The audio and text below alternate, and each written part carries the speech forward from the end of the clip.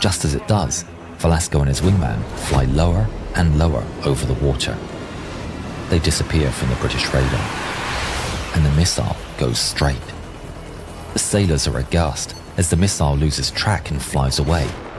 Velasco sees the missile fly off 500 meters to his right, but his eyes are locked on HMS Coventry. As he fast approaches, Broadsword, meanwhile, is restarting the missile systems as the Skyhawks fly in towards them. Sailors nervously stare at blank screens as they're on a race between the Skyhawk and the rebooting computers. Come on! The screens come to life and the sailors get to work. The Skyhawks are detected and appear on the Seawolf radar. The launches turn and the target is locked. But then, on their screens, they see HMS Coventry sail directly in front of the launcher. The Coventry is in the way! In their rush to cover all targets, they've blocked the only missiles that could actually fire. The Broadsword's captain tries to maneuver to get a clear shot, but it's just too late. In the Skyhawks, Velasco and Barranuevo are approaching their target.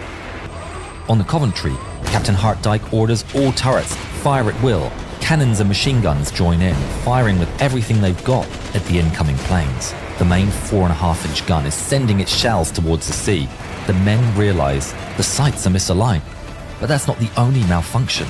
At the same time, the 20mm anti-air gun jams. The men desperately try to fix it as the Argentinian planes close. In a desperate attempt, sailors all across the ship open fire with their rifles.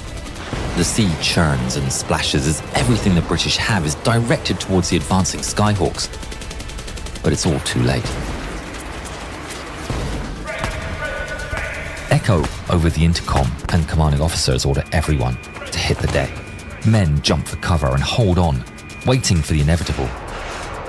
Velasco sees the enemy ship fill his view and pulls the trigger. His A4's 20mm cannons are unleashed, spraying a volley of lead across the ship's deck and superstructure. He holds the trigger down as long as he can. Then he releases his payload. The bombs fall away, arcing lazily across the air before slamming into HMS Coventry with force.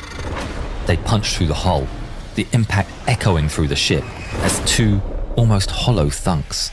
But there's no explosion.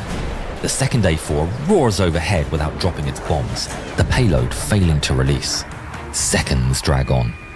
The men start to get back up, looking around with fear and confusion. A voice comes through the intercom reporting damage,